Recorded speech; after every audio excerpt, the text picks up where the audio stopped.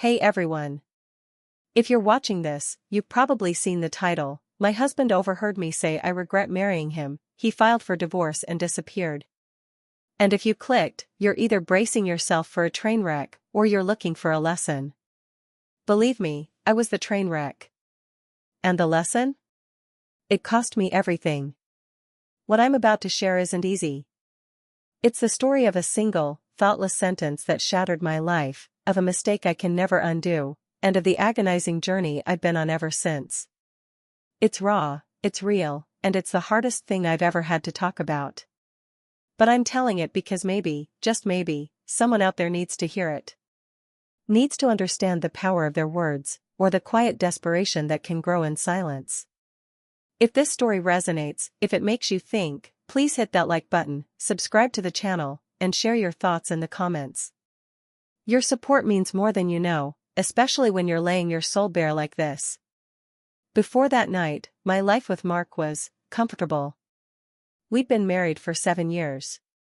I was an architect, immersed in complex designs, and he was a brilliant software engineer, often lost in lines of code.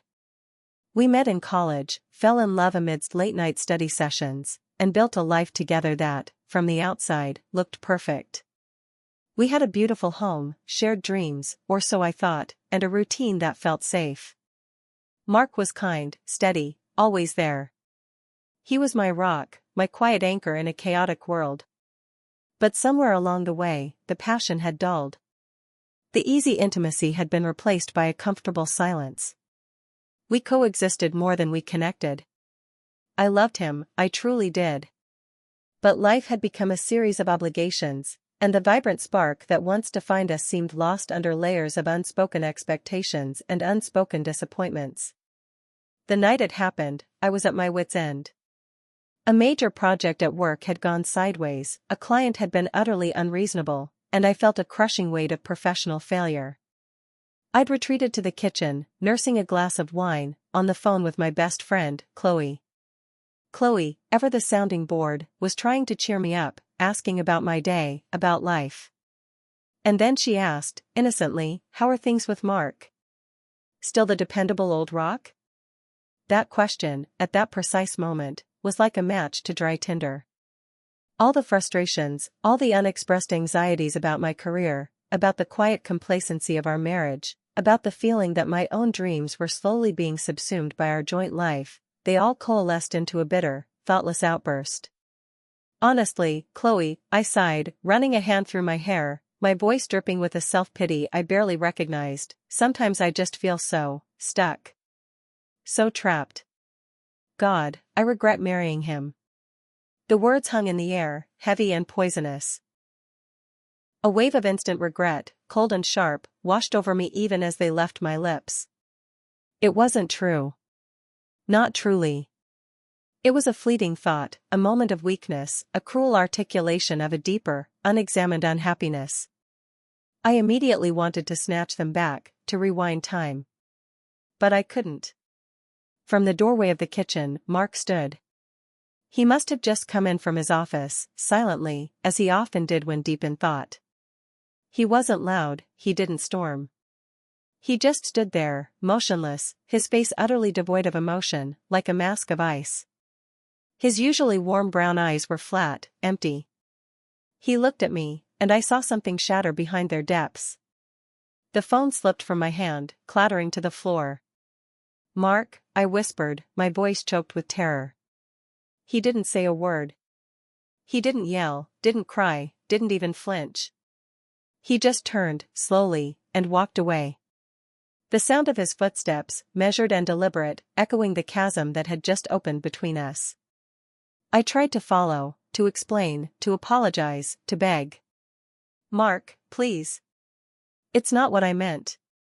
I was upset, I was stressed, I didn't mean it like that." My words tumbled out, desperate and frantic, but they seemed to bounce off an invisible shield around him. He packed a small bag, his movements precise, almost robotic. He wouldn't look at me. He wouldn't acknowledge my presence. When he finally left, the door closing with a soft, final click, it wasn't a slam of anger, but the quiet sound of something irrevocably broken. The next few days were a blur of agonizing silence. I called him, texted him, left voicemails. Nothing. Then, the divorce papers arrived. Neatly, efficiently. A legal document severing 7 years of shared life.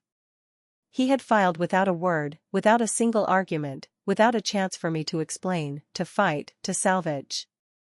And then, he disappeared. His phone number changed.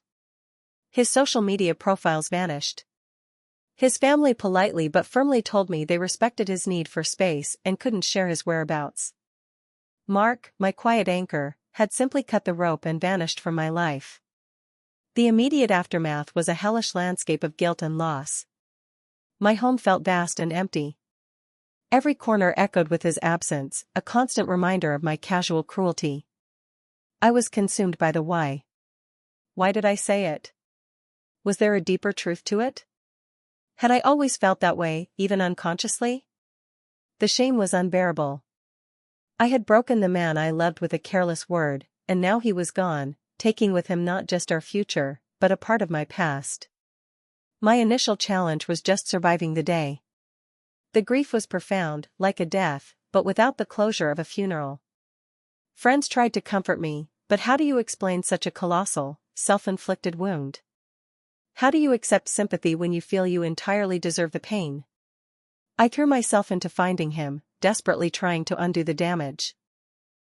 I hired a private investigator, but Mark had covered his tracks too well. He wanted to be found by no one, least of all me. Every dead end was another stab of regret.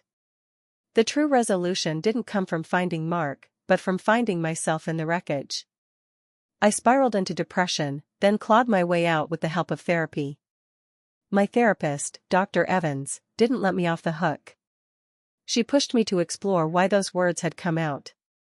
It wasn't just stress, it was a symptom of a deeper complacency in my approach to the marriage, my unaddressed fears, my failure to communicate my needs honestly to Mark. I had wished for change, but instead of speaking, I had simmered, letting resentment poison my inner monologue. I learned about the destructive power of words, and the even more destructive power of silence. I realized Mark's disappearance wasn't just punishment, it was his way of protecting himself from a pain I had inflicted. He chose silence because my words had spoken for me. The resolution was multifaceted. Self-forgiveness, it was a long, arduous process, but I learned to forgive myself for a moment of weakness, while never forgetting the devastating consequences. I accepted that I was human, capable of both immense love and immense cruelty, and that growth meant acknowledging both. Radical honesty, I started being brutally honest with myself about my own aspirations, my shortcomings, and what I truly needed from life and from a partner. I picked up old passions I'd neglected, like painting, and began volunteering at an animal shelter, finding a purpose beyond my career. Acceptance, I finally accepted that Mark was gone. I would likely never see him again. The Mark I married was a memory. The Mark who left was a consequence. But I couldn't spend my life chasing a ghost or punishing myself indefinitely. I had to let him go, not just for his sake, but for mine. A year after the divorce was finalized, I wrote Mark a letter. Not an email, a physical letter, sent to his old P.O. box, still active, a tiny sliver of hope that someone forwarded his mail. I didn't beg, I didn't plead for reconciliation. I simply explained my headspace that night, the underlying frustrations that had nothing to do with him as a person, but everything to do with my own internal struggles. I took full responsibility for my words and the pain they caused. I apologized, truly, deeply. And I wished him peace and happiness, wherever he was. I sealed it, addressed it, and dropped it in the mailbox, with no expectation of a reply. That was my closure. Today, my life is different. I'm still an architect, but I approach my work with more balance. My apartment is smaller, but it feels more like me. I'm dating again, cautiously, and I've learned to communicate with honesty, vulnerability, and respect, understanding that words are swords, but also keys. I carry the scar of that night, but it no longer defines me. It reminds me. It reminds me to be present, to be kind, to speak my truth with love, and to never let resentment fester in silence. So, if you're watching this, if you're in a relationship that feels complacent, or if you've ever let a thoughtless word slip, please, learn from my mistake. Talk to your partner. Address the small things before they become big things. And choose your words with care, because they have the power to build empires or shatter worlds. Even a seemingly insignificant phrase can carry a weight you never intended. It's a hard lesson, but it's one that saved me, by making me realize who I truly needed to be. If this story helped you, if it made you pause and reflect, please take a moment to hit that like button, subscribe to the channel, and share your own thoughts in the comments below. Let's keep this conversation going, because sometimes, just sharing our truth is the first step to healing.